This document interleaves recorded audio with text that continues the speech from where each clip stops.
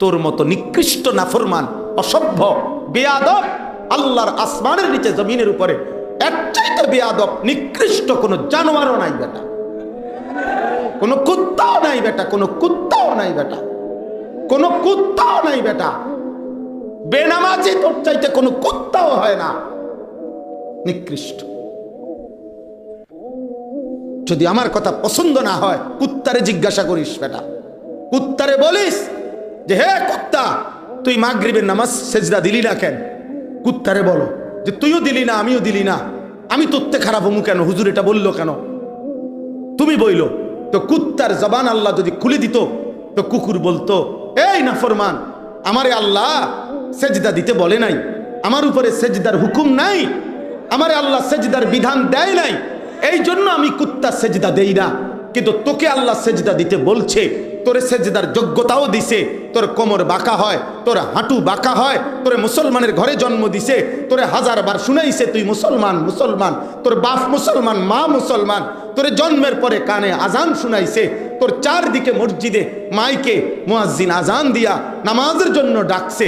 এত কিছুর পরেও তুমি যেহেতু সেজদা দিলা না, তোমার উপরে হুকুম হওয়ার পরেও, এই জন্য তুমি আমি কুত্তার চাইতো খারাপ। আমার উপরে হুকুম থাকলে আমিও দিতাম, এজন্য লজ্জা থাকলে এখন উঠে যাও, যা বেটা বেনামাজি, তুই চলে যা বেটা, তোর মতো নাফরমান দিয়ে ওয়াজ শুনে কি লাভ বেটা, যা। বেহায়া বেশরম, আল্লাহর দুশ্মন তুমি, তুমি তো নবীজির 23 বছরের চোখের পানির দুশ্মন, তুমি তায়েফের রক্তের দুশ্মন বেটা। তোর জন্য নবী তায়েফের রক্ত ঝরাইছেন বেটা, তোর জন্য উহুদের দান দান শহীদ করে তিনি বেহুশ হয়ে পড়েছিলেন, তোর জন্য নবী 14 দিন পেটে ক্ষুধার কষ্টে পাথর বাইন্দা কষ্ট সহ্য করেছেন।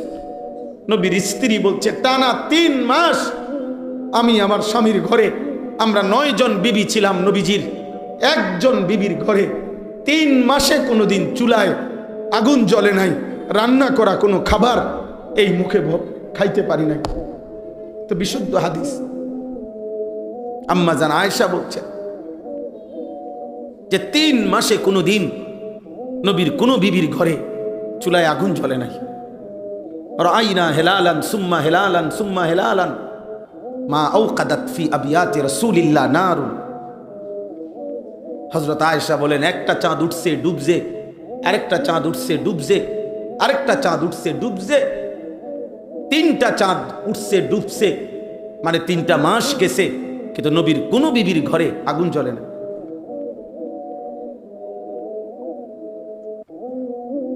নারী দেখবার জন্য আল্লাহ তোকে সৃষ্টি করছে না ফরমান, সুদের টাকা গুনবার জন্য আপনারা সৃষ্টি করছে। এই হারামখোররা বলেন, সুদখোর যারা হারামখোর, কি পাইছেন এই পর্যন্ত? কার কার অভাব শেষ হয়েছে? পৃথিবীর একটা সুদখোরের নাম বলেন তো। এই সুদখোর সোহরাবর্দী উদ্যানে খোলা মাঠে ঘোষণা দিছে, সুদ খাইতে খাইতে আজকে এখন আর আমার কোনো অভাব নাই, এখন আর আমার কোনো চাহিদা নাই, এমন একটা নাফরমান আসেনি পৃথিবীতে। তো তো তো লাভ হয়েছে কি বেটা? লাভটা কি হয়েছে? হ্যাঁ বলেন। মিথ্যার উপরে পৃথিবীতে কেউ তো টেকে নাই। আমাদের প্রত্যেকের এটা উচিত, ভাবা উচিত। কেন নামাজ ছেড়ে দিবেন? কেন? কি কারণ থাকতে পারে বাবা? ফজরের নামাজ কেন পড়েন না? দিনের পর দিন 365 দিনে খোদার একটা বছর, 1 বছর পার হয়ে গেছে। এমন জালেম, এমন নাফরমান, এমন অকৃতজ্ঞ, যেই বেঈমানকে আল্লাহ সারাটা রাত ঘুম পাড়াইছে, তার 2টা চোখে আল্লাহ ঘুম দিছে, সারাটা রাত অন্ধকার দিয়া ঢাইকা রাখছে পৃথিবীটাকে। এত বড় অকৃতজ্ঞ নাফরমান সেই মালিককে 365 দিনে একটা দিন ফজরের নামাজে সেজদা দিল না। তোমার চাইতে নিকৃষ্ট আল্লাহর জমিন আর কেউ হয়? হাইওয়ান, তুমি মানুষ, এটা মানুষের স্বভাব। মানুষ তার অনুগ্রহটা থাকে এইভাবে ভুলে যায়।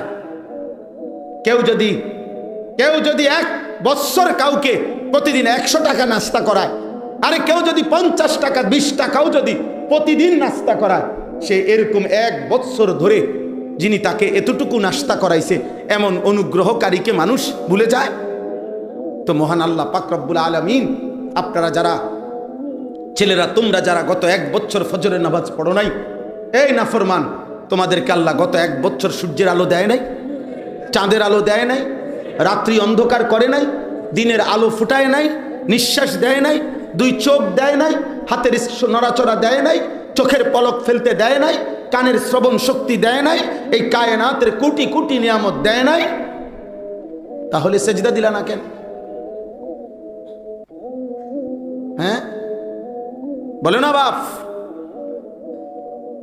ভেবে দেখো বাপ, এ সুস্থ মানুষ কিনা? এত বড় অকৃতজ্ঞ মানুষ হয় কেমন? এত বড় নিমক খারাপ মানুষ হয় কেমন? এমন মহান মালিককে কেমনে ভুলে? আল্লাহ জন্য বলছে, মা গাররাকা বিরব্বিকাল কারীম, আমার বান্দা এত আদর করে, এত কারাম, এত দয়া মায়া করে বান্দা তোকে আমি লালন পালন করছি রে, আমার মতো এমন মালিক কেমনে ভুলে গেলি?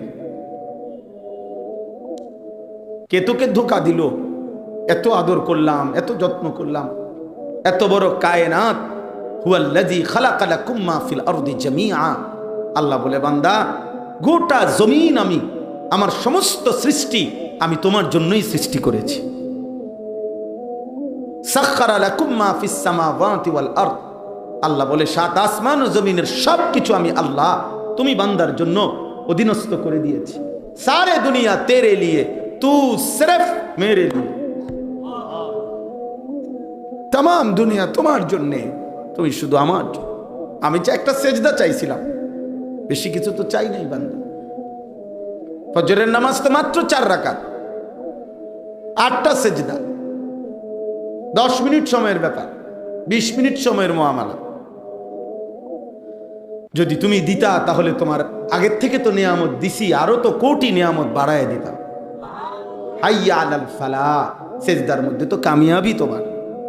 তো তুমি তো লাভই চাও, তো আমি তো লাভ দিতে রাজি। তুমি তো ভালো থাকতে চাও, তো আমি তো নামাজ পড়লে ভালো করতে রাজি। তুমি তো সম্পদ বৃদ্ধি চাও, তো আমি তো আমার গোলামি আর বন্দিগি করলে রিজিক বাড়ায় দিতে রাজি। তো তুমি আমার থেকে নিবা না কেন? আমার থেকে কেন নিবা না? আমার উল্টা কইরা যে তুমি চলতেছ, আমি দয়া করছি বলে না চলতেছি। এই জন্য তাফসিরের মধ্যে লিখছে, আল্লাহ যে জিজ্ঞাসা করছে, হে বান্দা, আমার মতো দয়ালু মেহেরবান রব থেকে কে তোমাকে ভুলিয়ে দিল, ধোকা দিল? কেন আমাকে ছেড়ে দিলা, ভুলে দিলা? তো তাফসিরে লিখছে, উলামায়ে কেরাম, মুফাসসিরিনে কেরাম বলছে, মূলত আল্লাহর দয়া তারে ভুলাই দিছে। ও আল্লাহর দয়া পাইয়া মনে করছে এই আল্লাহ আর কিছু বলবে না। আল্লাহ বলছে, না বান্দা, রহমান আমার নাম, রহিম আমার নাম, গফফার আমার নাম, গফুর আমার নাম, সত্তার আমার নাম, রাজ্জাক আমার নাম, কিন্তু সাথে সাথে এটাও মনে রাখো, জব্বার আমার নাম, কাহ্হার আমার নাম, আজিজ আমার নাম, জুনতিকাম আমার নাম। আমার কিন্তু প্রচন্ড শাস্তিদাতা, প্রবল প্রতাপান্বিত, রাগান্বিত, প্রতিশোধ গ্রহণকারী এমনও কিছু নাম আছে। বাদ যেমন খাওয়াই আমি, লাথি দিতেও কম দিতাম না। একটা লাথি দিব ফেরেশতা, 1 লাথিতে হাসরের মাঠ থেকে জাহান্নামে পড়বা। তুমি কি মনে করছো বান্দা? নব্বি ইবাদি আন্নি আনাল গফুরুর রহিম ওয়া আন্না আযাবি হুয়াল আযাবুল আলীম। আল্লাহ বলেন, আমার বান্দাদেরকে বন্ধু আপনি জানিয়ে দেন, ও দুনিয়াবাসী শুনে নাও, আমি আল্লাহ নিশ্চয়ই গফুরুর রহিম, আমি বড় বেশি ক্ষমাশীল, দয়াবান। কিন্তু এটা ভেবে আবার আস্ফালনার অহংকার করো না, আমি আল্লাহকে ভুলে যেও না।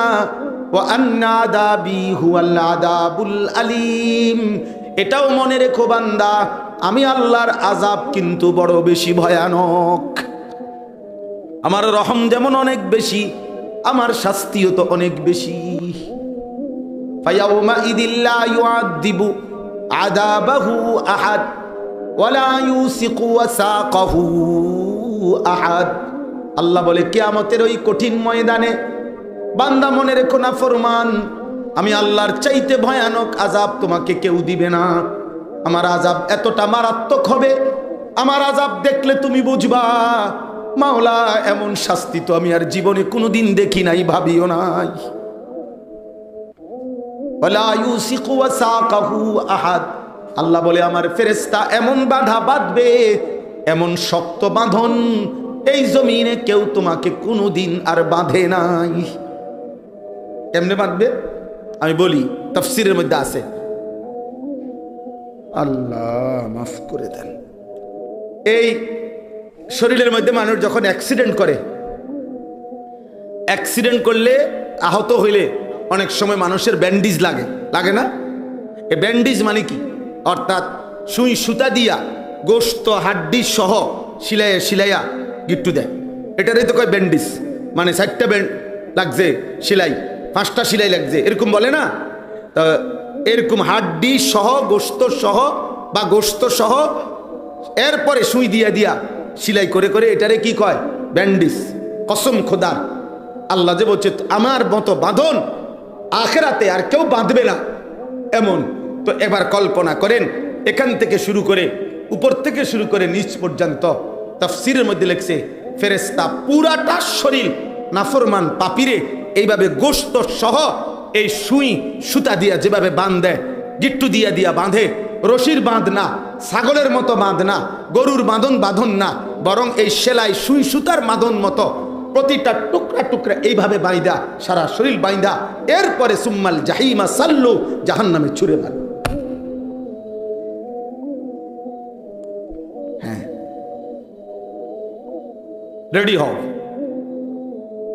নাফরমান যুবক প্রস্তুত হও। নারী দেখো, ছবি দেখো, উলঙ্গ দৃশ্য দেখো, সিনেমার নর্তকী দেখো, টিকটকের নর্তকী দেখো, রাস্তার অসভ্য বেহায়া মেয়ে দেখো, কোন হারাম চরিত্রহীন অপবিত্র কোন মেয়ের সাথে সম্পর্ক করো। যে তোমাকে বিবাহের আগে ভালোবাসে সে অপবিত্র, সে চরিত্রহীন নারী। সে বিবাহ বহির্ভূত ভালোবাসা পবিত্র কোনোদিনও না। সাবান দিয়া ধুইলেও হয় না, ফেয়ার লাভলি লাগাইলেও হয় না, মেকআপ লাগাইলেও হয় না। বিবাহ বহির্ভূত যেই কোনো সম্পর্ক, চাই যদি বেডি বোরকাও ফিন্দে, হিজাবও কান্দে, এরপরেও সে চরিত্রহীন নারী। সোজা কথা। বিবাহের বহির্ভূত কোনো মেয়ে যদি একবারে হিজাব পরা, নেকাব পরা, চোখ দেখা যায় না, কিন্তু তোমার লগে কথা কয়, তোমার লগে আলাপ করে, আর মানুষের লগে করে না, আরই তো তোমার লগে করে, তো তোমারটা বুঝি জায়েজ, আর মানুষের লগে কথা কইলে বুঝি গুনাহ। কথা বলে না কেন? অতএব সে নষ্টা মেয়ে, চরিত্রহীন মেয়ে। বিবাহ বহির্ভূত ভালোবাসা হয় না। বিবাহ বহির্ভূত কি হয় না বলো না বাপ? বিবাহ বহির্ভূত কোনো সম্পর্ক হয় না। বিবাহ বহির্ভূত যা কিছু, খোদার কসম, ইসলামের ভাষায়, কোরআনের ভাষায়, নবীর ভাষায় তা জেনা, ব্যভিচার। চোখ দিয়ে হারাম নারী দেখলে চোখের জেনা, হাত দিয়ে ছুঁয়ে দিলে হাতের জেনা, পাও দিয়ে সাথে গেলে পায়ের জেনা, কান দিয়ে হারাম কথা শুনলে কানের জেনা, অন্তর দিয়ে হারাম কথা ভাবলে অন্তরের জিনা, মুখ দিয়া বললে মুখের জিনা, জিব্বার জিনা, লজ্জাস্থান দিয়া অপকর্ম করিলে লজ্জাস্থানের জিনা। খালাস, সব জিনা। নবীজি বলছেন, বিশুদ্ধ হাদিস।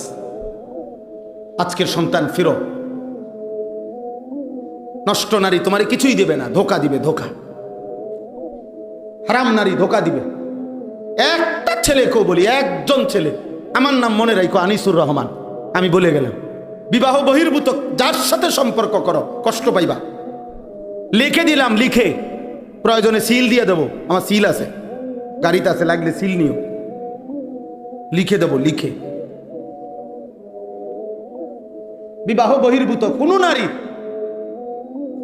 সে অসৎ, যদি সে কারোর সাথে সম্পর্ক করে, একেবারে সে চরিত্রহীন নারী। বিবাহ বহির্ভূত কোনো নারী পুরুষের সম্পর্ক হইতে পারে না। এটা হারাম, এটা জিনা, এটা কষ্ট দিবে বাপ। শত যুবকের কাহিনী আমি জানি। আমি ব্যক্তিগতভাবে কিশোর যুবকদের জন্য কাজ করি, ফিকির করি, তাদের কথা শুনি। বহু যুবকের চিঠি, বহু যুবকের ভয়েস মেসেজ শত শত আমার কাছে আছে, যাদের জীবনটা দুধু মরুভূমি ছাড়ার কিছু না। 8 বছরের প্রেমের সম্পর্কের পরে 6 বছরের 3 বছরের বিবাহ করছে এই হারাম নারী, 6 মাসের মাথাত 8 মাসের মাথাত ফাঁসাত লাত্তি ছাড়া আর কিচ্ছু জোটে না। কপালটা মন্দ, দুকে দুকে মরে, দুকে। এই জন্য বাবা আমার, আমি এর চাইতে বেশি আর বলতে পারলাম না। এখানে তো বয়স্ক বাবা আছে, মাদ্রাসার তালেব এলেম আছে, এই জন্য এর চাইতে বেশি কেমনি বলবো। এই জন্য গুনাহের মধ্যে নিজের শেষ করো না আব্বা। বয়স্ক বাবাদেরকে বলে আপনারা আপনাদের সন্তানদেরকে বুঝান। আপনার ক্লাস 10-এর ছেলেটা সারাদিন মোবাইলে কি করে আব্বা, আপনার কাছে অনুরোধ আমার, আপনি একটু সচেতন হন। মুসলমান এত গাফেল হয় না।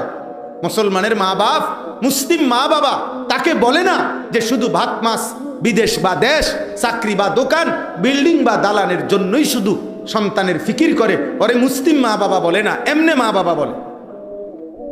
কথা বোঝেন নাই? এমনে মা বাবা হতে পারে, কিন্তু মুসলিম মা বাবা বলে তাকে যে স্ত্রী সন্তানের নামাজ, ইবাদত, গুনাহ থেকে বেঁচে থাকা, ইবাদতের উপরে মজবুত থাকা, এই নিয়ে 24 ঘন্টা ভাবতে থাকে, তাকে বলে মুসলিম অভিভাবক, তাকে বলে মুসলিম মা বাবা। এটা ভাব।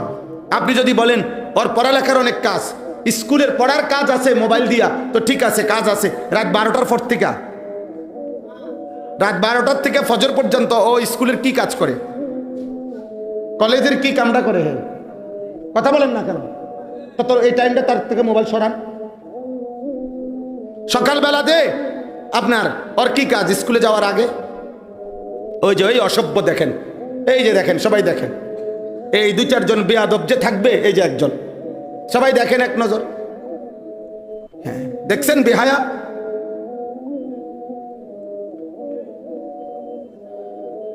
এত মানুষের এত কথা হচ্ছে, কিন্তু সে তার মোবাইল ধরে রাখছে। বুঝছেন? হিসাব গাদ্দার। এ মনে করে যে আরে বেটা হুজুর ইতান মানা করে লাভ না, আমি আমারটা করুম। আল্লাহ হেফাজত করে। তাহলে আমরা বললাম, আমি অভিভাবকদের কাছে সচেতন করছি, আপনারা ইদানিং কালে মুসলিম অভিভাবক বেশি বেখেয়াল। আমাদের মাদ্রাসার ছাত্ররা বিশ্বাস করেন, প্রত্যেক কওমি মাদ্রাসা আমরা যারা আবাসিক ছাত্র রাখে, বুকের মধ্যে একটা ভয়ে ভয়ে থাকি। প্রত্যেক বন্ধ, আমাদেরও বন্ধ সব। প্রতিটা পরীক্ষার পরে যে মাদ্রাসা বন্ধ দেই আমরা, আমি তো সারাটা দেশ কম বেশি চলি। আমরাও, আমার নিজের মাদ্রাসা আছে আলহামদুলিল্লাহ, 500 ছাত্র। আগামীকাল বন্ধ হবে দুপুরবেলা। তাইলে যার মধ্যে দুঃখ দুঃখ করে যে 3টা মাস কষ্ট করে 5 ওয়াক্ত নামাজ পড়াইয়া, আল্লাহর কোরআন পড়াইয়া বাড়িতে পাঠায়। অধিকাংশ ছেলে এই মা বাবা অভিভাবকের খামখেয়ালি গিয়েই যে বড় মোবাইলটা নেয় হাতে, আর যেদিন মাদ্রাসা খুলে ওই দিন তারে জোর করে আনে। প্রত্যেক বন্ধের পরে 2-4 জন ছেলে ছুটে যায়, হেতে আর পড়তো না। কেন পড়বে না? ওই যে এই 7 দিনের অনবরত মোবাইলের আর এই অসভ্যতায় তার মাথাটা শেষ। আপনি জিজ্ঞাসা করেন যে কোনো মুহতামিমকে, আমাদেরকে তো বাঁচতে হবে। আমি এই এখনো গাড়িতে বসে বসে পড়তেছি। প্রিয় ভাই, প্রিয় বাবা, সবাইকে বলি, আল্লাহ নবী সাল্লাল্লাহু আলাইহি সাল্লাম বলছেন, কোন জাতির মধ্যে যদি 3টা জিনিস বেড়ে যায়, 1 নাম্বার হচ্ছে মদ, 2 নাম্বার হচ্ছে গান বাদ্য, 3 নাম্বার হচ্ছে জিনা ব্যভিচার। নারী, নেশা, বাদ্য, মানে গান বাদ্য, এই 3টা এক খতিয়ানের। মানে যেখানে নারীর হারাম আড্ডা আছে সেখানে গানও আছে, সেখানে নেশাও আছে। যেখানে নেশা আছে সেখানে গানও আছে, গান বাদ্য আছে, জিনা ব্যভিচারও আছে। মানে এটা এক খতিয়ানের এই 3টা, নারী, নেশা, গান বাদ্য, এই 3 জিনিস। আল্লাহ রাসূল সাল্লাল্লাহু আলাইহি সাল্লাম বলেন, যখন কোনো আমার উম্মতের মধ্যে বেড়ে যাবে, তখন আমার উম্মতের মধ্যে 3টি আযাব আসবে বড় বড়। 1 নাম্বার হচ্ছে খাসফুন, মাটি ভূমি ধসিয়ে দেওয়া হবে। 2 নাম্বার হচ্ছে মাসখুন, চেহারা বিকৃত হয়ে যাবে। 3 নাম্বার হচ্ছে কাসফুন, পাথরের বৃষ্টি বর্ষিত হবে। আল্লাহ নবী সাল্লাল্লাহু আলাইহি সাল্লাম বলছে। আজকে আপনারা খেয়াল করেন আপনাদের যুব সমাজ কি করছে, করছেটা কি আপনারাই দেখেন। চুল দেখে বুঝেন না ইসলামের সাথে তার কোনো সম্পর্ক আছে কিনা? সারাদিনে এক ওয়াক্ত নামাজ পড়ে না, আপনি কি বুঝেন না আল্লাহর সাথে তার কোনো সম্পর্ক আছে কিনা? মনিবের সাথে তার কোনো সম্পর্ক আছে কিনা? আল্লাহ আমাদেরকে হেফাজত করেন। অতএব দয়া করে সামান্য দুনিয়া, এই আমি আমার বক্তব্য এখানেই ছোট্ট কয়েকটা আয়াতের তর্জমা বলছি, মূল বক্তব্য এটা আল্লাহ তাআলা বুঝাইতে চাইছেন। বান্দা মনে রেখো, সামান্য এটুকু দুনিয়া, এই বাত মাস স্ত্রী সন্তান অর্থ সম্পদ ক্ষমতা মাল দৌলত, এটুকু যা আমি দুনিয়ায় দিচ্ছি কাউকে, এটা আমার সন্তুষ্টির চিহ্ন না, এটা আমার রাজি খুশির চিহ্ন না, এটা তেমন উল্লেখযোগ্য কোনো পাওনা না, পাওয়া না। এই দেখেন কি বলে শুনে নেবেন। 18 নম্বর পারা 23 নম্বর সূরা, সূরায়ে মুমিনুন। এই সূরার 8টা আয়াত আমি তেলাওয়াত করেছি, এবার শুধু তর্জমা বললে আমার কথা শেষ। আল্লাহ তাআলা বলেন, আয়াহসাবুনা আন্নামা নুমিদ্দুহুম বিহি মিন মালিন ওয়া বানিন। আল্লাহ তাআলা বলেন, আমার বান্দারা মনে করে, কিছু লোক ভাবে আমি যে তাদেরকে সম্পদ এবং সন্তানাদি দুনিয়াবি অর্থবিত্ত মাল সম্পদ জিফুত নাতি নাতনি গড় সংসার বাজার ব্যবসা ক্ষেত খামার ফুল ফল ফসল জমি জমা চাকরি ব্যবসা দুনিয়াবি ক্ষমতা প্রভাব প্রতিপত্তি, এই যা কিছু দিচ্ছি এটুকু পেয়ে আমি যে দিলাম, এ কারণে তারা ভাবতেছে নুসারিউ লাহুম ফিল খায়রাত, আমি তাদেরকে কল্যাণের উপরে রেখেছি, আমি তাদের উপরে সন্তুষ্ট হয়ে গেছি। বাল্লা ইয়াশউরুন, আল্লাহ বলে আসলে তারা সঠিক বিষয়টা বুঝে নাই, আসলে তারা বুঝে নাই, আসলে তারা বুঝে নাই। আল্লাহ বলেন ওরা বুঝেই নাই যে দুনিয়ার অর্থ সম্পদ মাল দৌলত টাকা পয়সা জিফুত নাতি নাতনি, আমনের 3 ছেলে বিদেশ, 4 মাইয়া পয়সাওয়ালা চাইয়া বিয়া দিছেন, বাড়িতে বিল্ডিং করছে, রাস্তার লগে জমি কিনছে, বাথরুমগুলাও টাইলস করে লাইছে, ফ্রিজ আছে, এরপরে সোফা খাট পালং। আল্লাহর রহমতে হুজুর আমনগো দোয়ায় 10 জনের দোয়ায় জিফুতের লাগে আর একটা নুনের বাড়িও কেন লাগতো না, আমি যেভাবে করে দিয়ে গেছি। মাশাআল্লাহ, আপনি এখন মারা যান চাচা, আপনি তো আলহামদুলিল্লাহ কাম গুছাই লাইছেন, আর বসে রয়েছেন কীর্তেন দুনিয়া, মরিয়া না যাবেন। নুনের বাড়িও যেহেতু কিনা হয়ে গেছে, তো আর কি টেনশন কি, আপনার তো কাম শেষ, আপনার তো দুনিয়ায় আসার উদ্দেশ্য হাসিল হয়ে গেছে। আল্লাহর রহমতে 3 ফুট বিদেশ পাঠাইছেন, 4টা মেয়ে বিয়ে দিছেন, 4 রুম দিয়ে একটা বিল্ডিং করছেন, 2টা বাথরুম ভিতরে টাইলসওয়ালা বাথরুম। মাশাআল্লাহ, কপাল চাচার কপাল, চাচা কপাল মানে খুশি আল্লাহর রহমতে। হুজুর আমনগো দোয়ায় এখন টাইলসে মুতি,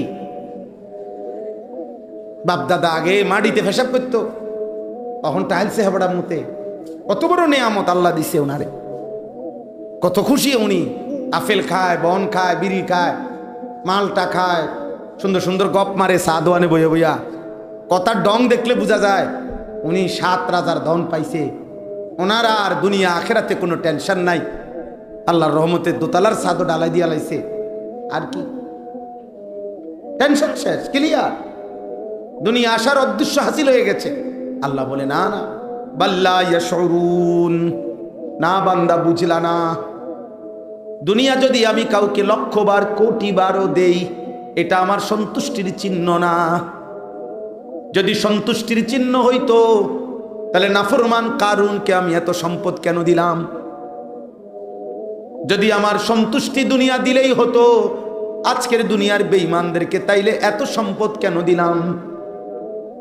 যদি দুনিয়ায় আমার সন্তুষ্টি হতো, তাইলে আমার মদিনার বন্ধু যখন পেটে পাথর বাঁধে ক্ষুধার কষ্টে, আমি মাওলা কেমনে সইলাম? এই পৃথিবীতে তাইলে 1,00,000 বার আমি আমার বন্ধুকেই দিতাম,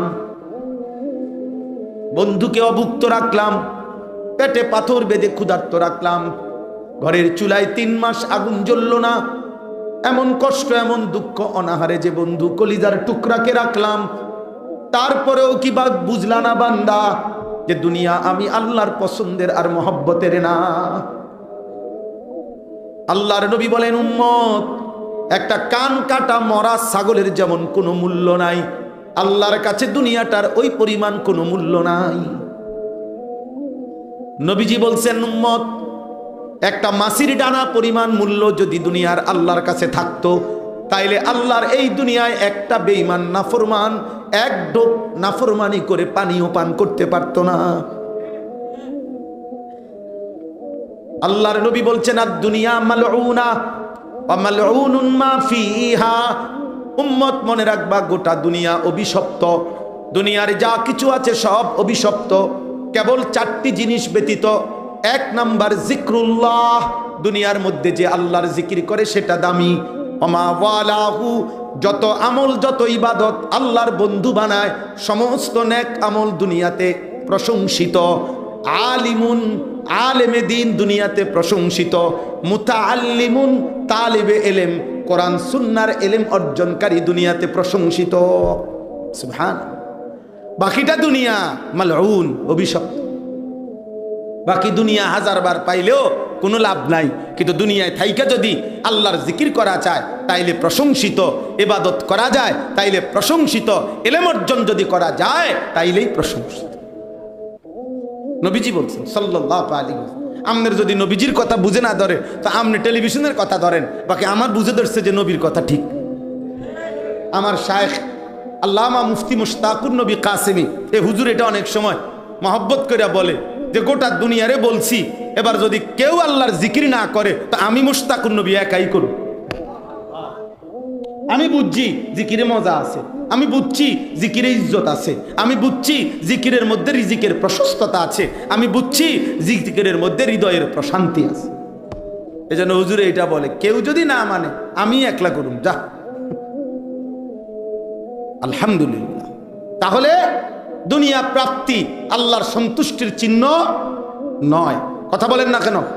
দুনিয়া প্রাপ্তি মানে দুনিয়া পাওয়া, 1012 দুনিয়ার সব পাওয়া আল্লাহর সন্তুষ্টির চিহ্ন নয়। বলেন, আল্লাহর সন্তুষ্টির চিহ্ন নয়, নয়, নয়, নয়। তাহলে আল্লাহর সন্তুষ্টি কিসে? এবার আল্লাহ বলেন, 4 জিনিসে আমার সন্তুষ্টি। কয় জিনিসে? 1, ইন্নাল্লাযীনা হুম মিন খাশিয়াতি রাব্বিহিম মুশফিকুন। 1 নম্বর, অন্তরে যাদের আল্লাহর ভয়ে কাঁপতে থাকে, আল্লাহর ভয় যাদের অন্তরে, আল্লাহ তাআলা বলেন আমি তাদের প্রতি সন্তুষ্ট। হৃদয়ে যার আল্লাহর ভয়, হৃদয়ে যার কার ভয়?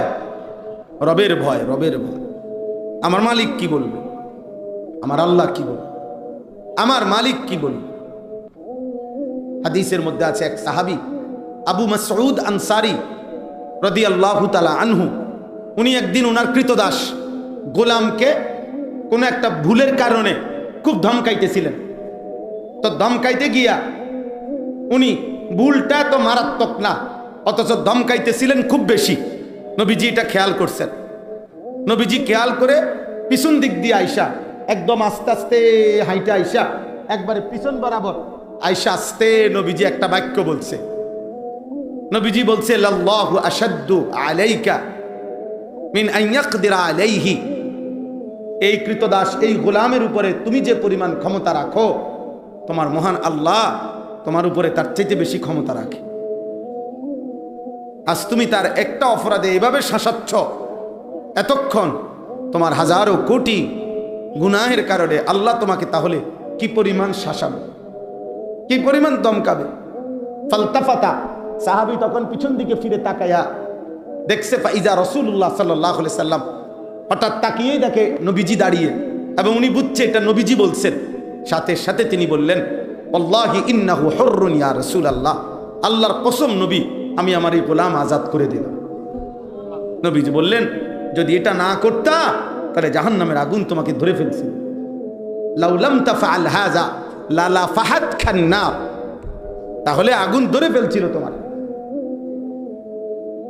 আল্লাহ অনেক ক্ষমতাবান, আল্লাহ অনেক ক্ষমতাবান। দোস্ত, দুনিয়া একটু ছাড় দিছে, আল্লাহ তাআলার ভয় হৃদয়ে থাকা, ওনার কলিজার মধ্যে তৎক্ষণাৎ আল্লাহর ভয় তৈরি হয়েছে, সাথে সাথে গোলাম আজাদ করে দিছে। আপনারা অনেকেই বয়স্ক বাবারা তো জানেনি, একজন বিশ্ববিখ্যাত আল্লাহর ওলি ছিলেন হযরত ইব্রাহিম ইবনে আদহাম রাহমাতুল্লাহ আলাইহি, বলখের বাদশা বলতো যাকে, যিনি ছিলেন বাদশাহ, যিনি ছিলেন অনেক বড় ক্ষমতাশালী বাদশাহ। তো এই বাদশার বাড়িতে একজন কৃতদাসী, একজন দাসী মহিলা কাজ করত। তো বাদশার বিছানাটা নরম মখমলের তুলতুলে বিছানা, যেই বিছনায় বাদশাহ ঘুমাইতো, এই বিছানাটা ওই দাসীটা প্রতিদিন ঝাড়ু দেওয়া, এটা পরিপাটি করে রাখা ছিল এই দাসীর দায়িত্ব। তো একদিন এই দাসীটা বিছনাটা খুব সুন্দর করে মখমলের তুলতুলে নরম, বাদশাহ ঘুমাবে এখানে, বলখের বাদশাহ, তো এটাকে সুন্দর করে সাজাইছে। সাজাইবার পরে যখন এই বিছনাটা সাজাইয়া হঠাৎ এই দাসীর একটু মন চাইছে আর কি নিজে নিজে, যে রে আজকে এত বছর বাদশার বিছনাটা তো আমি পরিপাটি করি, এমন নরম, 2 মিনিট 1 মিনিট করে শুইয়া চাই, কেরুম লাগে, কোনোদিন তো শুইয়া দেখলাম না। তো সে একটু কাইত হইয়া বাচ্চার বিছনায় শুইয়া গেছে, যেহেতু এখন কেউ নাই এখন ঘরে। ঠিক ঘটনা চক্রে ওই মুহূর্তেই বাদশাহ আইসা ঘরে ঢুকছে।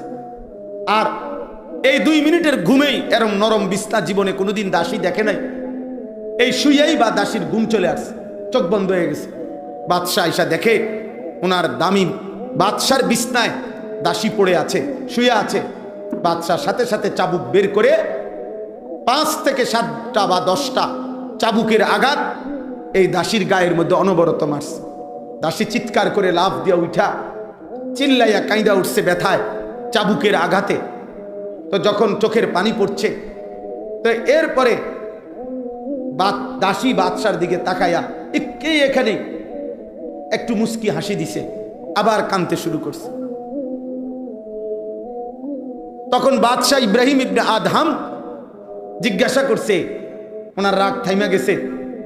উনি বলছে, দাসী তুই হাসলি কেন, কাঁদতেছত কেন? এটা তো বুঝছি চাবুকের আঘাতে ব্যথা পাইছ দেখে কাঁদস, তা হাসলি কেন ফাঁকি দিয়া, মুচকি হাসি দিলি কেন? কিতাবে আমরা পড়ছি, বয়ানও শুনছি, আওলাদে রসুল সৈয়দ আব্দুল মজিদ নদীম সাহেবের বয়ানে আমি শুনছি। তখন ওই দাসী বলছে, বাদশাহ আপনার দিকে একটা নজর তাকাইলাম, আর মনে মনে এই কথা মনে করে হাসি দিলাম যে হায়, মাত্র 5 মিনিট এই নরম মখমলের বিছানায় ঘুমাইলে যদি এতগুলো বেতের আঘাত সইতে হয়, যে বাদশাহ আজকে বছরের পর বছর এই বিছানায় ঘুমায়, সে জানি তার মালিকের কাছে কত বেতের আঘাত সইব।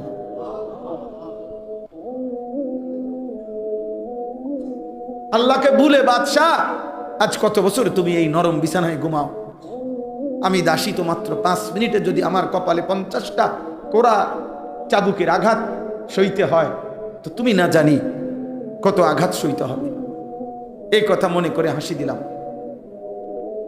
কিতাবে লিখছে, ইব্রাহিম ইবনে আদহাম চিৎকার দিয়া উঠছে, দাসী তুই আমার এটা কি শুনাইলি? হায়, আসলেই তো আজ তো বহু বছর আমি আমার মালিকের নাফরমানিতেই ডুবে আছি। এরপরেই ইব্রাহিম ইবনে আদহাম এই বাদশাহী, বলখের বাদশাহী ছেড়ে জঙ্গলে চলে গেছে। এরপরে তিনি হয়েছেন ওই জামানার সৈয়দুল আউলিয়া, আউলিয়াদের বাদশাহ। এজন্য দোস্ত আল্লাহর ভয়, আল্লাহর ভয়, আল্লাহর ভয় কর। কিশোর ভাই, নওজোয়ান, প্রিয় যুবক, নষ্ট হইও না বাপ। কেউ মনে রাখবে না এই নারী ছবি দেখে, মোবাইলের অস্থির দৃশ্য দেখে তোমরা যারা যারা নিজের জীবন নষ্ট করে ফেলছো। তোমাদের অধিকাংশের চেহারা 18 বছর 16 বছরে দোস্ত চেহারা আরো সুন্দর হওয়ার কথা, গুনাহ তোমাদের অনেকের চেহারা তোমাদের ভিতরে ঢুকায় ফেলছে চাপা। তুমি দেখো, কোনো ভালো মানুষকে জিজ্ঞাসা করো, এত কম বয়সে চেহারা আরো ফুটফুটে থাকার কথা। এই অসভ্য ছবি, অশ্লীল দৃশ্য, নারীর তোমার হারাম কল্পনা, নিজেদের হারাম বীর্যপাত, নিজের হাত নিজের লজ্জাস্থানে নাপাক ব্যবহার, এই সব কিছু তোমাদেরকে ধীরে ধীরে চেহারা বিকৃত করছে। আল্লাহকে ভয় করো, আল্লাহকে ভয় করো, আল্লাহকে ভয় করো, আল্লাহকে ভয় করো। গুনায় গুনায় পৃথিবী শেষ, জীবন শেষ হয়ে গেলে পৃথিবী তোমার মনে রাখবে না। আজ এই পৃথিবীতে কোনো কুত্তার নামও ফেরাউন নাই, ফেরাউনের নামে কোনো কুত্তার নামও নাই, নমরুদের নামে কোনো কুত্তার নামও নাই, কারুনের নামে কোনো কুত্তার নামও নাই, আবু জাহেলের নামে কোনো কুত্তার নামও নাই, কিন্তু আবু বকর নামে লাখো মানুষ আছে, ওমর নামে লাখো মানুষ আছে, ওসমান নামে লাখো মানুষ আছে, আলী নামে লাখো মানুষ আছে, মুহাম্মদ নামে কোটি কোটি মানুষ আছে, আছে না? ইন্না শানিআকা হুয়াল আবতার। আল্লাহ বলছে, বন্ধু আপনারে যারা কুৎসা করে, নিন্দা করে, ঠাট্টা করে, তিরস্কার করে, তুচ্ছতাচ্ছিল্য করে, আমি আল্লাহ ওয়াদা দিলাম অচিরে তারাই হয়ে যাবে নির্বংশ, বংশহীন, পরিচয়হীন।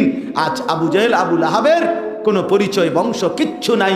মুহাম্মদে আরবির বংশ টিকেই আছে, কিয়ামত পর্যন্ত টিকেই থাকবে। আল্লাহ কবুল করে নেন। 2 নাম্বার, ওয়াল্লাযীনা হুম বিআয়াতি রাব্বিহিম ইউমিনুন। আল্লাহ তাআলা বলেন, যারা আমার আয়াত, আমার কোরআন, আমার বিধানকে শতভাগ মনোযোগ দিয়ে মেনে নিচ্ছে, সমস্ত আয়াত, আমার বিধান, আমার হুকুম আহকামকে যে মেনে নিচ্ছে, ঈমান রাখে সর্বান্তকরণে, আল্লাহ বলেন আমি তার প্রতি সন্তুষ্ট। এজন্য পুরা জীবন ইসলামের উপরে চলা, নবীজির তরিকার উপরে চলা, একটা একটা সুন্নত মেনে চলা, একটা একটা। দোস্ত, জোয়ান ভাই, বয়স্ক বাবা, আমি আপনি সবাই, আমরা হুজুর, পাবলিক, মাদ্রাসায় পড়েন আর স্কুলে পড়েন, কিচ্ছু না পড়েন, মনে রাখবেন মুসলমানের জীবনই সুন্নাতওয়ালা জীবন হবে। মুসলমান মানেই নবীজির সুন্নাত অনুসরণ করবে। জীবন মানেই সুন্নাত, সুন্নাত মানেই জীবন, হায়াত মানেই সুন্নাত, সুন্নাত মানেই হায়াত। অর্থাৎ মুসলমানের জীবন সুন্নাতের ব্যতিক্রম হইলে ওইটা আখেরাতে গ্রহণযোগ্য হয় না, আল্লাহর কাছে গ্রহণযোগ্য হয়। আমাদের হাসি কান্না, আনন্দ বেদনা, আমাদের আহার নিদ্রা, আমাদের চুল চেহারা, আমাদের খাদ্য খাবার, পেশাব পায়খানা, আমাদের বাজার ব্যবসা, সব কিছু হতে হবে নবীজির সুন্নাত মোতাবেক। কার সুন্নাত মোতাবেক? নবীজির সুন্নাত মোতাবেক, নবীজির সুন্নাত। আমি এই বছর বাংলাদেশের একজন বড় বুজুর্গ, ঢাকা গাজীপুরের কাপাসিয়ার হজরত অধ্যক্ষ মিজানুর রহমান চৌধুরী, অনেক বড় আল্লাহওয়ালা, বাংলাদেশের শত শত মুহাক্কিক উলামা, শাইখুল হাদিস, মুহাদ্দিস, বড় বড় আলেমরা ওনার হাতে বায়াত। উনি মহিউসুন্নাহ হজরত মাওলানা শাহ আবরারুল হক রহমতুল্লাহর খলিফা, আমাদের যাত্রাবাড়ি হজরত যার খলিফা, এই একই শাইখের খলিফা উনি, থানবী রহমতুল্লাহর খলিফার খলিফা। উনি এই কিতাব লিখছেন, তালিমুস সুন্নাহ, নবীজির সমস্ত সুন্নাত, প্রায় 600 পৃষ্ঠা ব্যাপী। অনেক উলামায়ে কেরামের পরামর্শ নিয়ে এই কাপাসিয়ার হজরত অধ্যক্ষ মিজানুর রহমান চৌধুরী এই কিতাবটা লিখছেন। নবীজির সমস্ত সুন্নাত এই কিতাবে আছে, ছোট্ট বড় দলিল সহ। আমি ইচ্ছা করে এবারের আজকে প্রায় 2 মাস ধরে এই হজরতের কাছ থেকে এই কিতাব এগুলো আনাইছি, আনাইয়া আমার গাড়িতে বিক্রি করি। উদ্দেশ্য, আমার একটা স্বপ্ন, উম্মতের ঘরে বান্দা যখন ফিরে আসে, ভাইয়া, কেউ যখন তওবা করে, ভুল বুঝতে পারে, আবার নতুন করে আল্লাহর কাছে ক্ষমা প্রার্থনা করে, কসম খোদা আল্লাহ তাআলা ভীষণ খুশি হয়। হাদিসে আছে, আল্লাহর কোনো বান্দা যখন তওবা করে, আল্লাহ তখন ফেরেশতাদেরকে বলে, আমার ফেরেশতারা 7 আসমান আর জান্নাত সাজিয়ে দাও। ফেরেশতারা জান্নাত সাজায়, আসমান সাজায়। ফেরেশতারা ডেকে বলে, রব্বুল আলামিন, কি হলো যে কারণে আসমান সাজাইলেন, জান্নাত সাজাইলেন? রব্বুল আলামিন তখন বলে, আসলাহাল আবদু মাওলাহু, এক ভেগে যাওয়া গোলাম আজকে তার মনিবের সাথে সম্পর্ক ঠিক করে হয়েছে। আল্লাহ আল্লাহ বলে, আমার এক গোলাম আমার থেকে ভেগে গেছিল রে, অনেক দিন ওই আমারে সেজদা দেয় নাই, আজকে দিছে। অনেক দিন সে আমারে ডাকে নাই, আমি খুব কষ্ট পাচ্ছিলাম। আমার বান্দা আমার হাতে গড়া, আমার দেওয়া নাক, চোখ, কান, আমার দেওয়া জবান, আমার দেওয়া জিহ্বা, আমার গড়া বান্দা আমারে ভুলে আমার থেকে ছুটে গেছে। আজ আমার সেই ভেগে যাওয়া বান্দা আমার কাছে ফিরে আসছে। লাল্লাহু আশাদ্দু ফারাহান বিতাওবাতি আবদি, নবী সাল্লাল্লাহু আলাইহি সাল্লাম বলেন, আল্লাহ তাআলা ভীষণ খুশি হয় বান্দা যখন তওবা করে। এজন্য যুবক ফিরে আসো, নওজোয়ান ফিরে আসো, নিজের ক্ষতি করো না। আমি প্রত্যেক দিন বলি, ভাইয়া, তুমি মরে গেলে হ্যাঁ পৃথিবীর কিচ্ছু আসবে। এই বন্ধুরা ধোকা ধোকা, একটা ফোলা ফাইন, তুমি মরলে খানা বন্ধ করতে হবে, কসম খোদা। তুমি লিখে নাও, তোমার একটা ফ্রেন্ড এক লগে যদি বইয়ে বইয়ে বিড়ি খায়, তোমার লগে গাঞ্জা খায়, ফুটটা খায়, বাবা খায়, মদখোর, গাঁজাখোর, একসাথে বইয়া উলঙ্গ ছবি দেখো, ওই জানোয়ারের জিজ্ঞেস করো বলে আমি মরলে আমার ঠ্যাংটা ভাঙলে তুই এক বেলা খানা বন্ধ রাখবি। কথা বুঝেন নাই? ধোকা, ধোকা, এগুলো ধোকা। ওরা কেউ থামবে না। আরে আপন বাপ মরলে যেই সন্তানরা দিনের বেলা দাফন কাফন করছে, তারা কি সেই সন্তানরা, আপন সন্তানরা রাতের বেলা ভাত খায় না? কথা বলেন না কেন? পাশের ঘর থেকে খানা রাইন্দা ইয়ে আরো বেশি খায়, আরো একটু গোস্ত লাও, যেই কান্দাটা তুমি কাঁদছো আজগা কি ভাইয়া, তাইলে তাহলে আপন বাপ, তারপরেও তো সন্তান খানা খাইতেছে, তোমার লেগে কাঁদবে কে? এর জন্য পৃথিবী আমাদের কারোর জন্য থামবে না ভাইয়া, থামবে না। সামনের গাড়ি অ্যাক্সিডেন্ট করে, পেছনের গাড়ি অপেক্ষা করে না, পাশ কাইটা কাইটা চলে যায়। জ্যাম বাজ্যা গেলে আরো শিক্ষার শুরু করে, আরে লোক মরে গেছে, আরে মরলে মরুক বেটা, রাস্তা ক্লিয়ার করতে কম। ঠিক কিনা বলেন না কেন? ধরে বেটা বেটা ক্যাডা মরছে না মরছে বেটা, এর লেগে বুঝি মানুষের রাস্তা আটকায় রাখবে, মানে এই যুক্তি দেখা। তাহলে ক্যাডা মরছে না মরছে মানে তোর মতো এক মানুষ মরছে। ঠিক কিনা বলেন না? তোর মতো এক সুস্থ সবল মানুষ মরছে বেটা, যে একটু আগে হাত নাড়তো পা নাড়তো, সেই মানুষটা এখন রক্তে ভাসতেছে বেটা। পাত্তাও নাই, কিসের সময় কার হাতে সময়? সবাই মেশিনের মতো, যন্ত্রের মতো দৌড়াইতেছে। রাস্তায় দেখেন না সিএনজি অটো কি করে সবাই, কারো হাতে সময় না। ঠিক কিনা বলেন? কে কাকে ঠেলিলা যাবে, কারো হাতে সময়, কে কার জন্য থামবে। এই জন্য তুমি নষ্ট হয়ে গেলে বন্ধু, কেউ তোমারে ফিরাবার নাই। তোমার জন্য ভাববে কেউ, ডাকবে কেউ, কাঁদবে কেউ নাই। আরে আপন মা বাপের তো খবর নাই এখন। আপন বাপ সাইয়া রইছে, দেখে তার ফুতে আজকে 6 বছর 9 বছর এক ওয়াক্ত নামাজ পড়ে না, এবড়া বয়ে বয়ে বিড়ি খায়, বন খায়, চা দিয়া ভিজাইয়া খায়। এবারটার মাইছ না সাইতার নামাজ পড়লে পড়ছে, না পড়লে রাতের ব্যাপার। বাবুরে টেহা দাও দিছে, টাকা দিলে খালাস। যদি সুতে টাকা দেয় বাপের কোনো অসন্তুষ্টি নেই, আর যদি টাকা না দেয় এবড়ার গজবে আল্লাহর আরশ কাঁপে। ফুতের উপরে লানত দিতে দিতে, অভিশাপ দিতে দিতে শেষ। কারণ টাকা দেয় না, টাকা দেয় না, পুরা গ্রাম হাইটা হাইটা তখন মানুষের কাছে বদনাম। এই ফোলাগারে মানুষ করছি আমি, এই ফোলার লাইগা জীবন যৌবন শেষ করছি, 12 লাখ টাকা সুদে লইয়া তারে আমি নিজে বিদেশ পাঠাইছি। কত বড় নিয়ামতের কথা। বেশরম মানুষ সুদে টাকা লইয়া আবার মানুষের দ্বারে কও, এত বড় হারাম কইরা আবার কইতেছ, হ্যাঁ 12 লাখ টাকা দিয়ে ফোলা বিদেশ পাঠাইছি আমি, কিস্তি লইছি আমি, সুদে লইছি আমি, আর অন ফোলা গাও একটা টাকা দেয় না। তার মানে সম্পর্কটা হয়ে গেছে এখন টাকা পয়সার ভিত্তি। আখিরাত কোথায়? আখিরাত কোথায়? আমার মা বলছিলেন, আজীবন আমার আব্বা বলতেন, আলহামদুলিল্লাহ আমার আব্বা, আমরা 5 ভাই মাদ্রাসায় পড়ছি, 5 ভাই আলেম হয়েছি।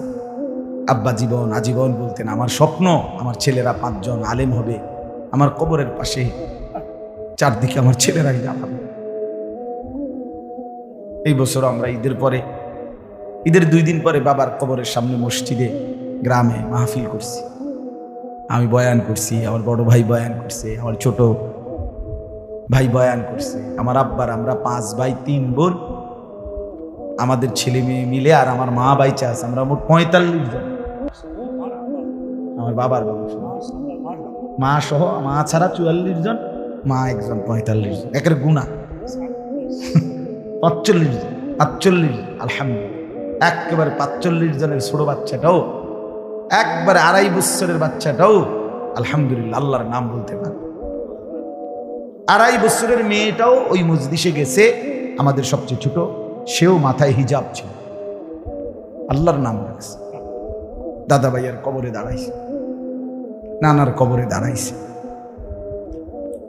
এই জন্য বললাম বাপ, মা বাপদেরকে অনুরোধ করি সন্তানের প্রতি কদর করে, সবাই মিলে ফিকির করে। দেখেন আয়াতের তর্জমাটা শুনেন, তাইলেই কথা শেষ। আল্লাহ তাআলা বলেন 25 নম্বর পারা কোরআনুল কারীমের 43 নম্বর সূরা, সূরাটার এই সূরার 7টা আয়াত, ব্যাখ্যা লাগবে না, শুধু তর্জমা শুনে তাইলেই বুঝবেন। আল্লাহ বলেন 74 নম্বর আয়াত থেকে পড়ছি, ইন্নাল মুজরিমিনা ফি আযাবি জাহান্নামা খালিদুন। আল্লাহ তাআলা বলে নিশ্চয়ই পাপীরা জাহান্নামের আযাবে চিরস্থায়ী থাকবে। ইন্নাল মুজরিমিনা ফি আযাবি জাহান্নামা খালিদুন, নিশ্চয়ই পাপীরা জাহান্নামের আযাবে চিরস্থায়ী থাকবে। কতদিন? কতদিন? এবার আল্লাহ আবার ব্যাখ্যা করে বলে, বান্দা বুঝেছো? লা ইউফাত্তারু আনহুম, এক সেকেন্ডের জন্য বিরতি দেওয়া হবে না। জাহান্নামী চিৎকার করে বলবে, মাওলা আমারে মৃত্যু দিয়ে দেন। আল্লাহ বলবে না। জাহান্নামী বলবে, আল্লাহ একটু সময়ের বিরতি দেন, 10টা মিনিটের বিরতি দেন মাওলা।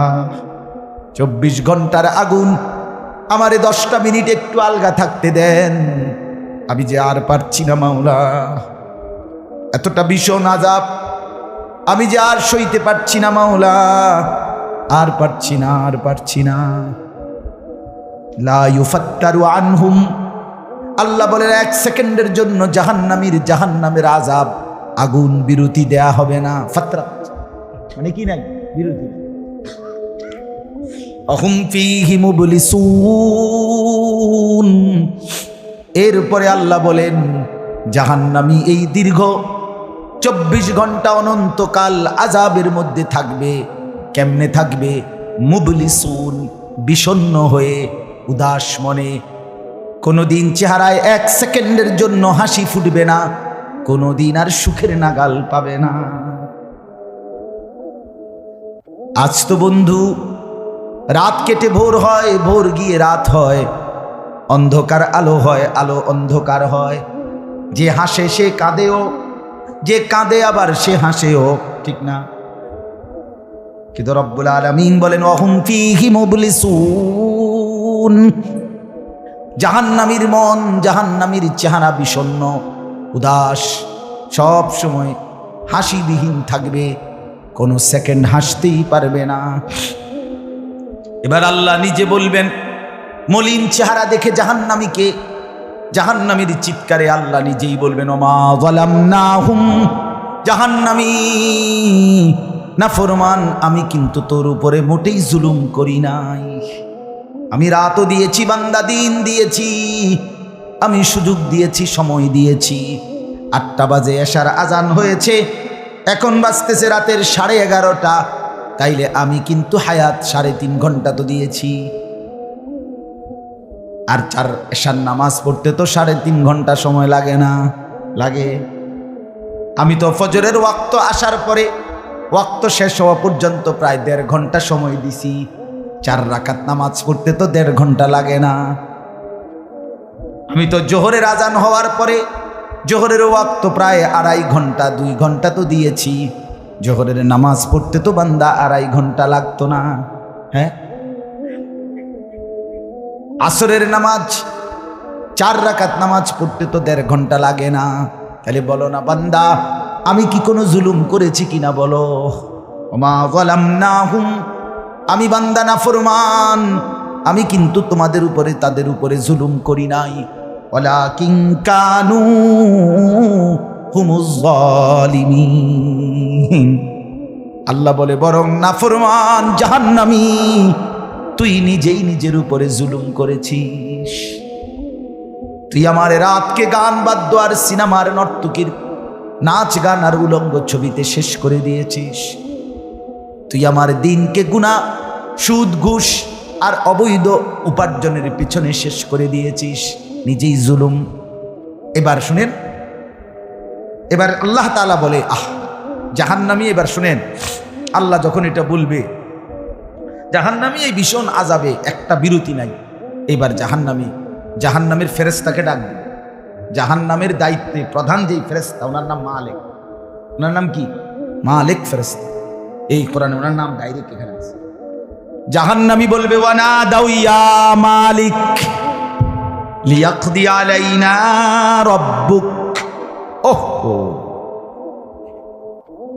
আল্লাহ বলে জাহান্নামীরা, জাহান্নামের ফেরেশতা মালিককে ডাক দিবে, ইয়া মালিক, হে মালিক শোনো না। ফেরেশতা একটু শোনো না, লিয়াকদি আলাইনা রাব্বুক, ফেরেশতাকে বলবে, ফেরেশতা তোমার রব, তোমার আল্লাহকে একটু বলো না এমন কষ্টের আযাব না দিয়ে আমারে চিরতরে একবারে শেষ করে দিতে, আমি যে আর পারছি না। লিয়াকদি আলাইনা রাব্বুক, বলো না ফেরেশতা, তোমার মাওলাকে বলো না, তোমার রবকে বলো না আমারে একদম শেষ করে দিতে, আমারে মৃত্যু দিয়ে দিতে, আমি যে আর পারছি না। কেমনে সইব এত গরম, কেমনে সইব এত আযাব? ফেরেশতা তখন বলবে, ক্বালা ইন্নাকুম মাকিসুন। ফেরেশতা বলবে, না নাফরমান পাপী, এই জাহান্নামী তোকে অপেক্ষা করতে হবে, মৃত্যু হবে না। আল্লাহ বলবেন, লাকাদ জিনাকুম বিল হক, আমি তো বান্দা সত্যের বাণী, সঠিক বাণী বারবার তোমার কাছে নিয়ে এসেছিলাম। একবার বেলায়েতুল্লাহ বলছে, একবার আনিসুর রহমান বলছে, বারবার বারবার বারবার আমার কত বান্দা দিয়ে, কত ইমাম, কত খতিব, কত আলেম, কত বুজুর্গ দিয়ে আমি তো সত্যের বাণী, কোরআনের বাণী, এই জাহান্নামের কথা বারবার তোর কাছে বলাইছিলাম বান্দা। ওয়ালাকিন্না আকসারাকুম লিল হাক্কি কারিহুন, কিন্তু তোমরা তো অধিকাংশই আমার সত্যের আহ্বান, আমার কোরআনের আহ্বানকে অপছন্দ করেছ। পাত্তা দিস এত বাদ দিস হুজুর লাই তার কই বই মাতিস তাই আচ্ছা না, এমন ব্যর্থমিজ লোক কথা বলে না। অনেক বুড়া মানুষও আছে, বুড়া মানুষ আর রাখো হুজুররা যত কয় এত না, কিছু কইতে লাগলে বাড়াইও কয় বেটা হুজুররা বেটা, কথা বলেন না কেন? হ্যাঁ, আরে রাখ, আল্লাহ ভরসা বেটা, আল্লাহ ভরসা কিতা, আল্লাহ ভরসা কিতা মানে আল্লাহ কি, আল্লাহ কি হিসেবে ভরসা আমি এটা আবার বুঝাই। এখন আল্লাহ বলছে, বান্দা তুমি বিড়ি খাইতে থাকো আমি ভরসা। হ্যাঁ, এমনি আল্লাহ কইছে নাকি? তুমি টেলিভিশনে নাচ গান প্রত্যেক দিন বিকালে নর্তকী দেখো আমি ভরসা, এটা নিয়ে আল্লাহ কইছে। তো আপনি কিতা কইলেন কি? আল্লাহ ভরসা কিতা কি বুঝাইতে চাইলেন? হ্যাঁ, আল্লাহ ভরসা মানে কি? মানে আপনি গুনার উপরে মৃত্যু পর্যন্ত টিকে থাকবেন আর আল্লাহ ভরসা, এটাই না? নবী সাল্লাল্লাহু আলাইহি সাল্লাম সুপারিশ করবেন মানে কি? নবীজি সুপারিশ করবেন, এই কথার অর্থ কি? এই কথার অর্থ এই যে উম্মত, তুমি বিড়ি, সিগারেট, মদ, জুয়া, চুরি, ডাকাতি, জিনা, ব্যভিচার, নাচ গান, সুদ, ঘুষ, তোমার যে দুর্শল্যে কুলায় মৃত্যু পর্যন্ত, শেষ মুহূর্ত পর্যন্ত তুমি করতে থাকো, আমি সুপারিশ করে করে তোমার বেহেশতে দিন, এই তো অর্থ না? তো কি তা আপনি বলেন আমারে কি আসলে কি? আরে মুসলমান খুব বেশি খামখেয়ালি, খুব বেশি, খুব বেশি খামখেয়ালি। এবার দেখেন একটা শক্ত কথা আল্লাহ বলছে, আম আবরামু আমরান ফাইন্না মুবরিমুন। আল্লাহ বলে, জালেমরা, পাপীরা, তোরা আমার আযাব থেকে বাঁচবার কোনো ব্যবস্থা করেছো কিনা তোমরা ঠিক করো। ফাইন্না মুবরিমুন, আমি তোমাগরে কেমনে ধরবো, শাস্তি দেব কি কি, এগুলো আমি আল্লাহ আমারগুলো ঠিক করে ফেলেছি। যে আম আবরামু আমরান, তারা কি কোনো ব্যবস্থা করেছে কিনা জিজ্ঞেস করেন। ফাইন্না মুবরিমুন, আমার ব্যবস্থা আমি করে রাখছি। বুঝেন নাই কথাটা? আল্লাহ বলেন, আমার শাস্তি দেব কি কি, আমার আযাব দেব কি কি, আমি সব ঠিক করে রাখছি জাহান্নামে। তুমি বান্দা বাঁচবা কেমনে, তোমারটা তুমি ঠিক করছো কিনা বলো। এবার শেষ আয়াত, আম ইয়াহসাবুনা আন্না লা নাসমাউ সিররাহুম ওয়া নাজওয়াহুম। আল্লাহ বলে, নাফরমান পাপীরা, জালেমরা, দুশমনরা মনে করে আমি তাদের গোপন কথা, অন্ধকারের গোপন পরামর্শ, একেবারে চুপচাপ নিরিবিলি কথাগুলো আমি শুনতে পাই না। কেন ইয়ারফোন লাগাই রাখছে না? মা কানের মধ্যে দুইটা বল্টু লাগাইলে তার আল্লাহ শুনে না, কথা কয় না। হ্যাঁ, আল্লাহ আল্লাহ জিজ্ঞেস করছে, তুমি এই ভাবছো না তুমি যে কানের মধ্যে গান শুনবার টাইমে ইয়ারফোনের বল্টু লাগাইয়া রাখো, তুমি মনে করছো না ফরমান মাইনসে না শুনে না, তো মাইনসে যখন শুনে না আমিও শুনি না নাকি? জবাব দেন। ওই যুবক বলো না মিয়া, মাটির নিচে কিংবা অন্ধকারে অথবা একাকী কোনো গোপন জায়গায় তুমি যেই অসভ্যতা করছো, যেই ভিন নারীর সাথে কথা বলছো, বন্ধুদের অসভ্য আড্ডা দিচ্ছ, তুমি মনে করছো গ্রামের কেউ দেখে না, গ্রামের কেউ জানে না। আল্লাহ বলে তাহলে তুমি কি এই ভেবেছো যে আমি আল্লাহও জানি না? বালা, হ্যাঁ, আল্লাহ বলেন আমি জানি, আমি শুনি, আমি দেখি। আর অরসুলুনা লাদাইহিম ইয়াকতুবুন, আমার পক্ষ থেকে মনোনীত ফেরেশতা ডান কাঁধে বাম কাঁধে, তারা কিন্তু সাথে সাথে 24 ঘন্টা ইয়াকতুবুন, লিখতেছে লিখতেছে লিখতেছে লিখতেছে কিনা বলেন? ডান কাঁধের আর বাম কাঁধের ফেরেশতাকে তুমি তোমার থেকে আড়াল করবা কেমনে? বলেন না কেন? কেমনে আড়াল করবেন? সুযোগ আছে কারো? আল্লাহ আমাদেরকে বুঝ দান করে। অতএব বাপ, জাহান্নামীর আত্মচিৎকার শুনলেন আপনি? জাহান্নামী আল্লাহকে ডাকবে, জাহান্নামী ফেরেশতাকে ডাকবে, জাহান্নামী একটু আযাবের হালকা করতে চাইবে, জাহান্নামী মৃত্যু কামনা করবে, জাহান্নামী কতভাবে যে বাঁচতে চাইবে, কিন্তু কসম আল্লাহ বাঁচতে পারবে না।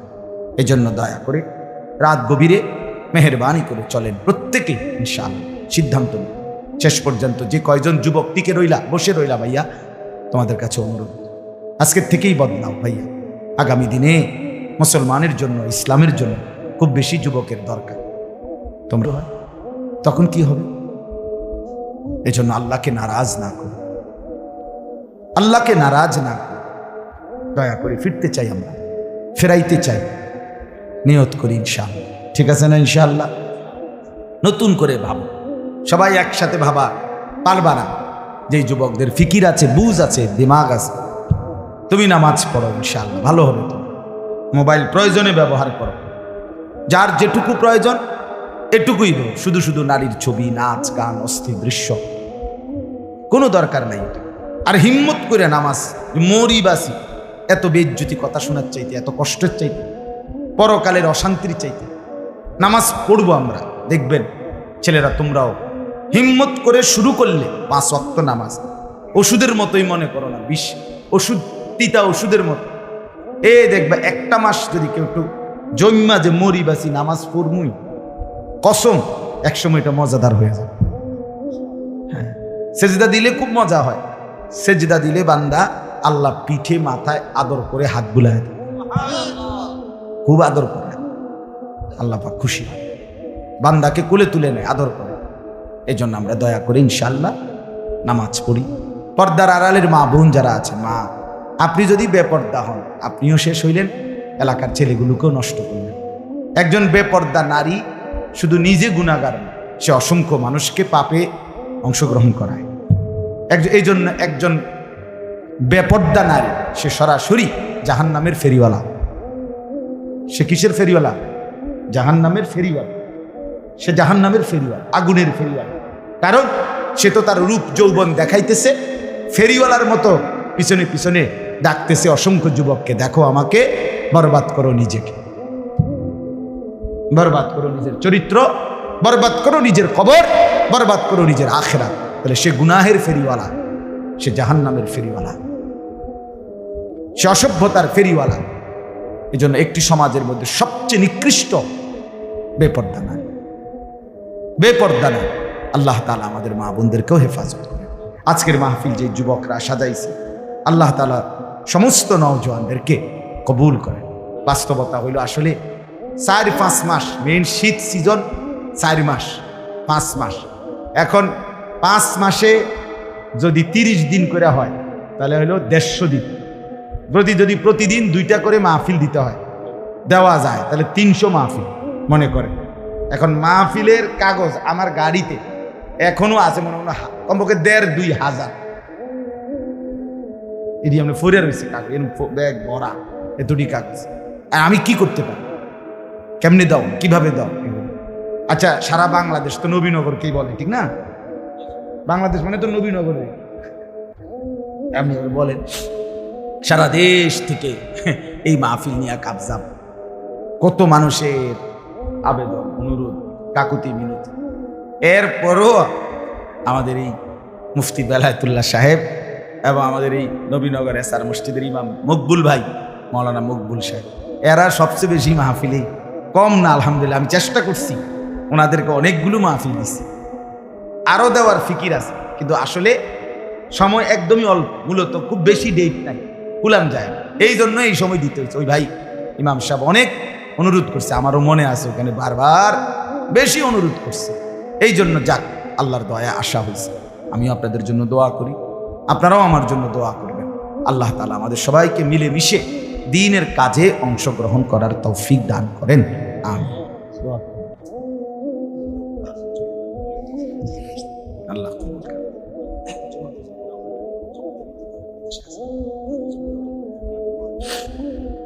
অনেক কষ্ট করে প্রবাসী যে বিদেশি ছেলেরা, আমি নিজ চোখে দেখি।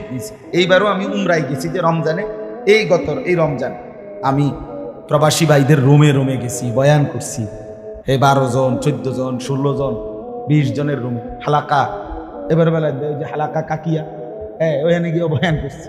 এবার এই আমগো প্রবাসী বাংলাদেশি ভাই, আর এই অনেক কষ্ট করে, 12 ঘন্টা 14 ঘন্টা ডিউটি করে।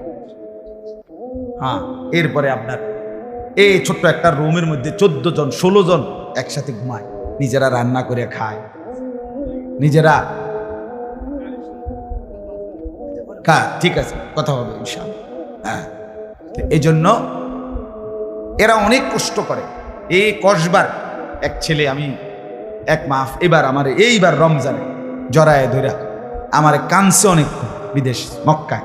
ছেলেটা আমারে বলতেছে, হুজুর আমি 8 বছরে আজকে বিদেশ করি, এই 8 বছরে কোনোদিন এই বিদেশে একজন ভালো ডাক্তার কোনো শরীরে কোনো রোগ সুখের জন্য দেখাইনি। কয়েকজন ডাক্তার যদি দেখাই, তাহলে হেরার যে ওষুধ টষুধ দিবে আমার 15-20 হাজার টাকা চলে যাবে খরচ। কয় তাইলে আমি বাড়ির টাকাটা পাঠামু কেন? কয় এই জন্য ব্যথা বেদনার একটা ট্যাবলেট খাইয়া পইরা থাকি হুজুর, আর এই কলজার মধ্যে জমাইয়া টাকাগুলো সব বাড়িতে পাঠাই। ছেলেটা আমারে খুব কাঁদছে, আমার পোলাটার কথা মনে হয়। সে আমারে বলছে, হুজুর আমি আজকে 8 বছরের কসম আল্লাহ, কয় এই মক্কায় বলতেছি, কয় সুখ নিজের আনন্দ বলতে কি জিনিস আমি আজকে 8 বছরে কোনোদিন দেখিনি। সবটা দিয়ে দিছি পরিবারের জন্য, মানে বাড়িতে, শুধু কোনো রকম মানবেতর, কোনো রকম মানে কোনো রকম জিন্দিগিটা কাটাই, বিদেশে পড়ে আছি আমি। কিন্তু এরপরে বাবা এতটা কষ্টের টাকা পাঠাবার পরে যেই স্ত্রী, যেই বিবি বাজারে বাজারে ঘুরে, বেপর্দা ঘুরে, মোবাইলে সারা দিন রাত পড়ে থাকে, স্বামীর পবিত্র আমানত, নিজের ইজ্জত, নিজের সতীত্ব নষ্ট করে, পরকিয়া, ভিন কোনো পুরুষের সাথে অবৈধ কোনো সম্পর্ক করে, তার মতো অসভ্য, নির্লজ্জা, বেহায়া, অসভ্য নারী আল্লাহর জমিনে আর কেউ হইতে পারে না। তোর জন্য বেটি, তোর ছেলেটার জন্য, বাচ্চাগুলোর জন্য এই ছেলেটা, এই পুরুষটা আজকে 6টা বছর, 8টা বছর, 12টা বছর বেটা বিদেশের জমিনে পড়ে আছে, আর বিনিময়ে তুই নিজের জিন্দেগি নষ্ট করে দিলা, স্বামীর পবিত্র আমানত নষ্ট করে দিলা তুমি। এই জন্য দয়া করে আমার কথাটা যদি একটু শক্ত হয় মাফ করে দিয়ে আমার, কিন্তু প্রবাসীর বিবিদেরকেও বলি, বোন দয়া করে নিজের ইজ্জত, আব্রু, সতীত্ব, নিজের চরিত্রের হেফাজত কষ্ট করে হলেও, আপনার জন্য স্বামী বেচারা কষ্ট করে, আপনিও তার জন্য কষ্ট করেন, মিলেমিশে সবর করিলে, চরিত্রের হেফাজত করিলে একদিন দুইজনই জান্নাতি হবে। ছেলেরা যারা তোমাদের বাপ বিদেশ, তোমরাও ভাইয়া একটাবার দেখে আইসো কি কষ্ট করে। এই জন্য দয়া করে কষ্টের এই রক্ত পানি করা টাকা শুধু শুধু মোবাইল টিপ্পা, উলঙ্গ ছবি দেখা, নর্তকীর নাচ গান দেখে ভাইয়া নষ্ট করো না। এত বড় জুলুম বাপের উপরে করো না, আল্লাহ সইবে না। এত বড় জুলুম করো না, একদিন তুমি কষ্ট পাইবে, একদিন তোমার উপরে এই মুসিবত আসবে। আল্লাহ আমাদের ছেলেদেরকেও হেফাজত করে। মসজিদের কাজ আমি নিজেও দেখছি, আলহামদুলিল্লাহ মসজিদের কাজ চলতেছে। দয়া করে সবাই মিলে মসজিদের দিল খুলে দান করবেন। মনে রাখবেন হাদিসের মধ্যে আছে, আল্লাহ নবী সাল্লাল্লাহু আলাইহি সাল্লাম বলছেন, ইসরাফিল যখন ফু দিবে কিয়ামতের দিন সব কিছু ধ্বংস হবে, হবে কি না? কথা বলেন না, ইল্লাল মাসাজিদ। নবীজি বলছে মসজিদ ব্যতীত। ইসরাফিল ফু দিলে আসমান, জমিন, চন্দ্র, সূর্য, ঘর বাড়ি, দালান, বিল্ডিং, পাহাড়, নদী সব চুরমার হয়ে যাবে, মসজিদ ভাঙবে না। বোতলে মসজিদ কি হবে? ইয়াদম্মু বা'দুহা মা বা'দ, এক মসজিদ আর এক মসজিদের সাথে লাগবে, মিশবে আর কি। মিশা সব মসজিদ কাবা ঘরের সাথে মিলবে, একসাথে আল্লাহর ঘর কাবা সহ একসাথে সবগুলো জান্নাতে চলে যাবে। এরপরে এই জন্য মসজিদের দান যে করলেন, আপনি মসজিদে টাকা পয়সা দান করলেন, যে এই মসজিদটা আপনি বেশ থেকে দেখবেন, আর এই যে আমরা গ্রামের মসজিদ, বুঝেন? এই জন্য মসজিদের দান শেষ হয় না, মসজিদের দান কি হয় না, শেষ হবে না। আপনি দিয়ে যাবেন, এ আগে দিছেন আবার দিবেন, সামনেও দিবেন, ঠিক আছে ইনশাআল্লাহ। সবাই সহযোগিতা করেন।